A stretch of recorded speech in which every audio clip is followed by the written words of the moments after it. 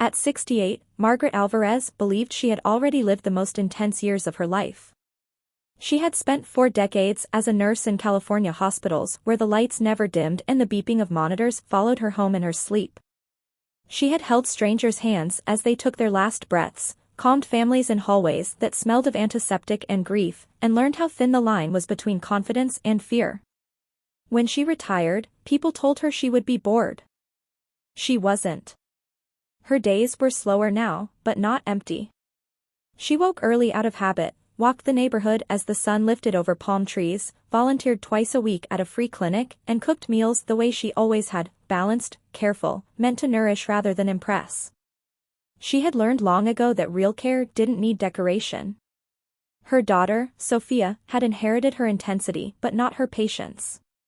Sophia was 36 and brilliant in a way that crackled. She spoke quickly, thought faster, and lived as if every moment was a stepping stone to something larger. When she talked about technology, her eyes lit up the way Margaret's once had when she'd mastered a difficult procedure or saved a life on instinct alone. The idea had come to Sophia during the pandemic. "Healthcare is broken," she'd said one afternoon, pacing Margaret's living room while tapping furiously on her phone. "Doctors are overwhelmed, patients are ignored, and data just sits there doing nothing. AI can fix that." Margaret had listened carefully, the way nurses always do. Sophia's app, she explained, would use artificial intelligence to monitor patient symptoms, flag dangerous patterns early, and reduce hospital readmissions. It would help doctors catch what they missed and help patients feel seen. "It's preventative," Sophia said. "That's the future." Margaret felt a familiar pull in her chest. She had spent her entire career wishing for something like this. A system that didn't wait until people were already broken. When Sophia asked her to invest, Margaret didn't hesitate. It wasn't a small amount. It was her entire retirement fund, money she had carefully saved, money meant to protect her when her body eventually failed her the way she had seen so many bodies fail. "You don't have to," Sophia said, half-heartedly. "I know it's a lot." Margaret looked at her daughter and saw a young woman standing on the edge of something dangerous and magnificent. "I believe in this," Margaret said. "And I believe in you." They signed papers at the kitchen table. Margaret read every line, asked questions Sophia brushed off as unnecessary. "Mom, this is standard," Sophia said, smiling tightly. "You worry too much." Margaret smiled back and let it go. She had always trusted her daughter. The venture capital world entered their lives quietly at first, then all at once. Sophia started talking about pitch decks, seed rounds, and accelerators. She stopped coming by as often. When she did, she was distracted, answering emails mid-sentence. She introduced Margaret to Ethan one evening at a rooftop bar overlooking the city. "This is my mom," Sophia said quickly. She was a nurse. Ethan shook Margaret's hand without really looking at her. He was handsome in a polished way, confident without substance. He spoke in buzzwords and smiled as if he were used to winning. "Healthcare's ripe for disruption," he said. "AI's the new gold rush." Margaret nodded. She asked him about patient privacy, about bias in algorithms, about accountability when technology failed. Ethan laughed lightly. "That's old-school thinking." Margaret didn't argue. She simply listened. As the company grew, Margaret found herself slowly pushed to the edges. Board updates came late or not at all. Meetings happened without her. When she asked questions, Sophia grew impatient. "You don't really understand how startups work," Sophia said once. "This isn't like a hospital." Margaret absorbed the words quietly, though they stung more than Sophia knew. She wasn't trying to control anything. She just wanted to ensure the app remembered the humans it was meant to serve. The IPO rumors began circulating before Margaret was officially told. She heard it first from a neighbor who read an article online. "Isn't this your daughter's company?" the woman asked excitedly. "They're going public." Margaret smiled, surprised. "I suppose they are." She texted Sophia congratulations. Hours passed before she received a brief reply. "We're slammed." Talk later. The celebration planning started without her. She found out about the launch party from social media, glossy invitations, sleek branding, Sophia standing beside Ethan in designer clothes Margaret barely recognized. The caption read, "Founders, Visionaries, Disruptors." Margaret wasn't mentioned. On the day of the IPO celebration, Margaret waited for an invitation that never came. She sat alone in her small California condo, watching the market coverage on television, listening as commentators praised innovation and bold leadership. She recognized phrases Sophia had practiced out loud in her living room years earlier. Her phone remained silent. That night, Margaret opened the file folder where she kept her investment documents. She read them carefully, this time, slower than before, her nurse's mind switching fully back on. She wasn't just a mother. She was a shareholder. And for the first time since retiring, Margaret felt the old familiar calm settle over her, the calm that came when she knew exactly what needed to be done. Margaret didn't sleep much the night after the IPO. Not because she was anxious in the frantic way Sophia used to get before exams, but because something long dormant had fully awakened. The same focused awareness she used to feel during a code blue, when everyone else panicked and she became still. She brewed coffee before sunrise and sat at her small dining table with the folder open in front of her, pages spread out like a map. She read every clause, every footnote, every appendix. By 8 a.m., she understood exactly how much power she still held, and how deliberately she had been kept from using it. Her phone finally rang mid-morning. "Mom," Sophia said, breathless. "I'm sorry I didn't call yesterday. It was chaos." "I watched," Margaret said calmly. "Congratulations." "Thank you," Sophia replied, relief rushing into her voice. "It went really well. I noticed I wasn't invited."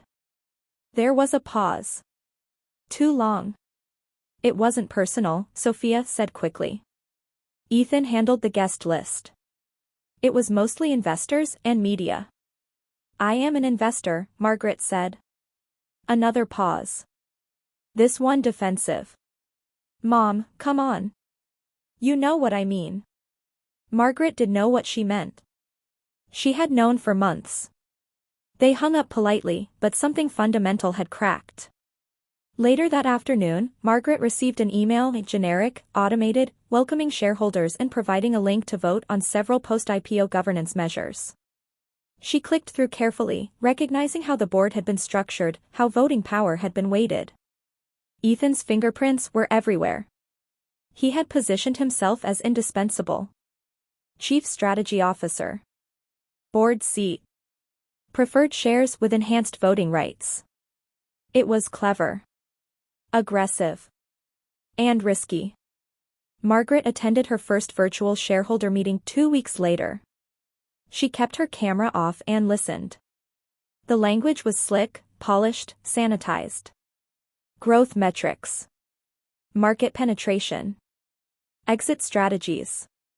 Patient outcomes were mentioned only as percentages, stripped of names and stories. When questions were invited, Margaret unmuted herself. "This is Margaret Alvarez," she said.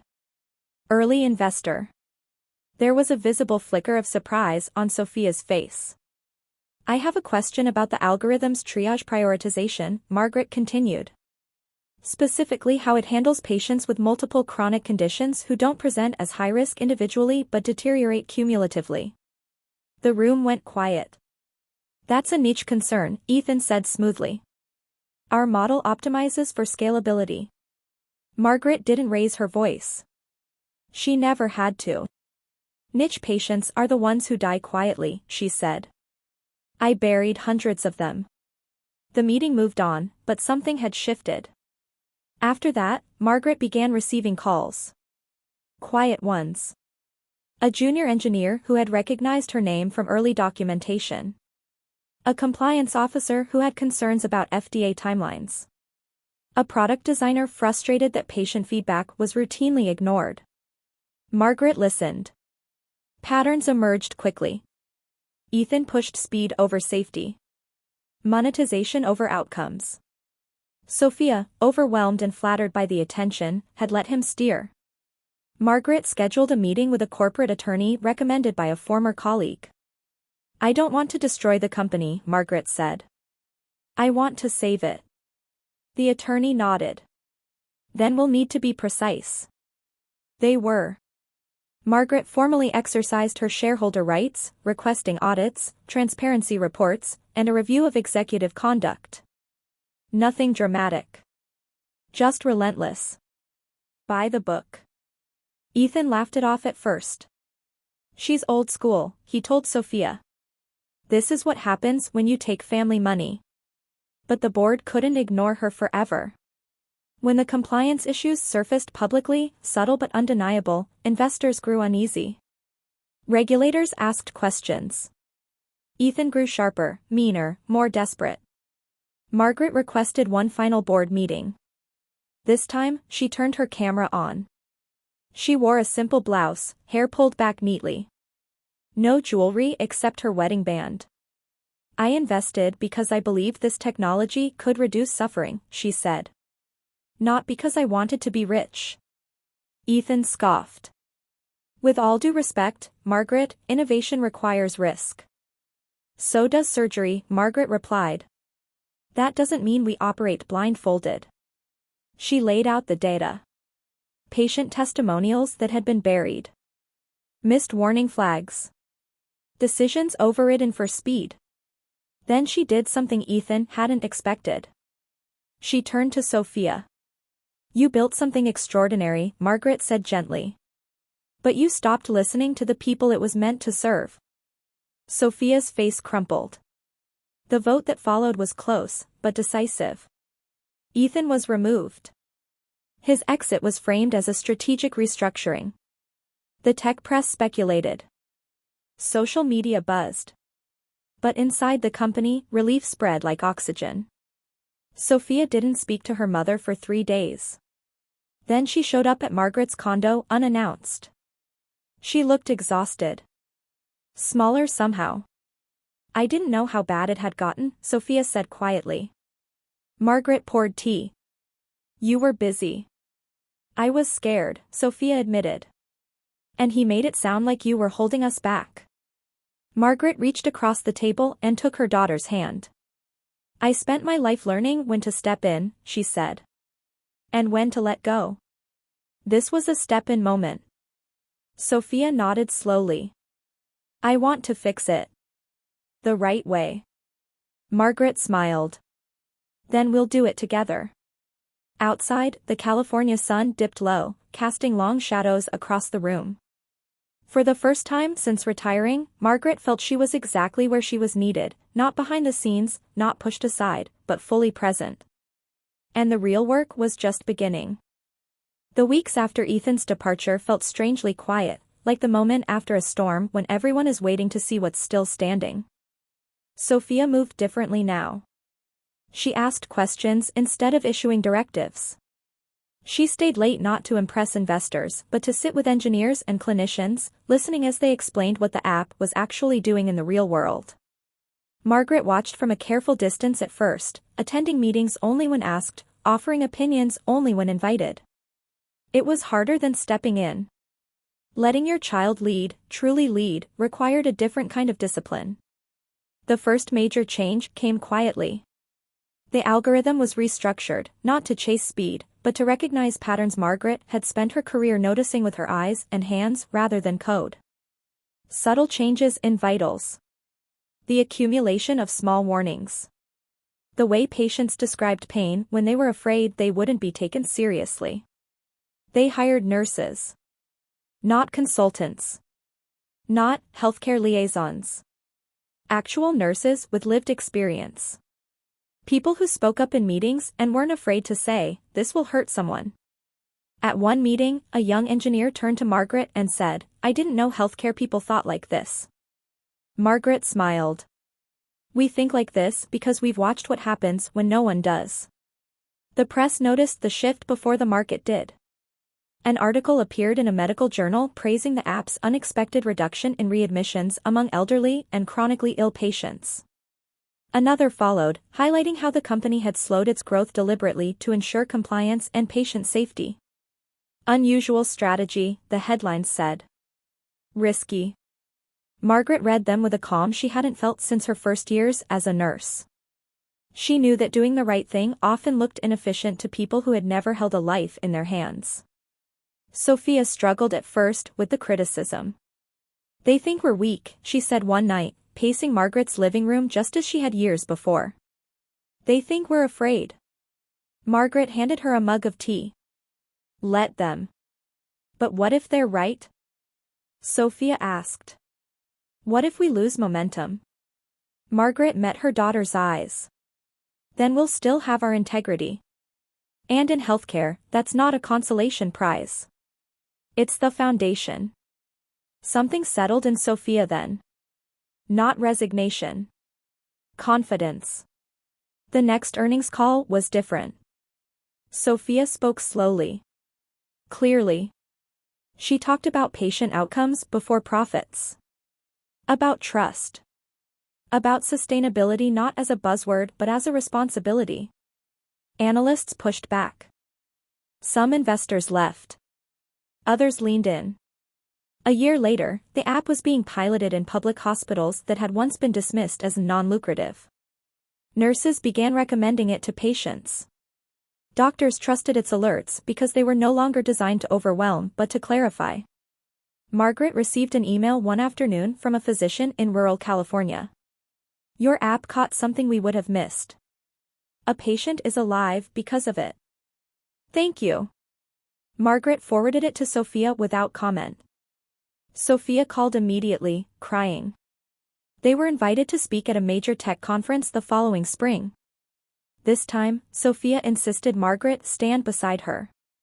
"She's not just an investor," Sophia said to the organizers. "She's the reason this company exists." On stage, under bright lights, Margaret felt a flicker of the old nerves, but they passed quickly. She had faced worse rooms than this. Rooms where families waited for answers she didn't have. Rooms where silence meant death. "This technology works," Margaret said into the microphone, voice steady, "because it respects patients as people, not data points. We didn't invent compassion. We just coded it into the system." The applause was long and genuine. Afterward, young founders approached them, asking questions. Real ones. About ethics. About boundaries. About what it meant to build something that didn't harm the people it claimed to help. Sophia watched her mother answer with the ease of someone who had finally been invited into the right room. Their relationship changed in ways neither of them had expected. They argued less. When they disagreed, it wasn't personal, it was purposeful. They trusted each other's strengths. Sophia learned when to slow down. Margaret learned when to step back. They became known as a duo. Not a novelty. A standard. Articles described them as a rare fusion of clinical wisdom and technical brilliance. Margaret laughed at that. Sophia framed one of the articles and hung it in the office. One evening, after a long day, they sat together on Margaret's balcony, watching the California sky soften into dusk. "I didn't mean to shut you out," Sophia said quietly. Margaret nodded. "I know. I was afraid you'd see my mistakes." "I did," Margaret said gently. "That's how I knew when to help." Sophia leaned her head against her mother's shoulder, something she hadn't done since childhood. "Thank you for not giving up on me," she said. Margaret looked out at the horizon. "I didn't save you," she said. "I trusted you to grow." The company continued to succeed, not explosively, not recklessly, but steadily. Patients wrote letters. Hospitals renewed contracts.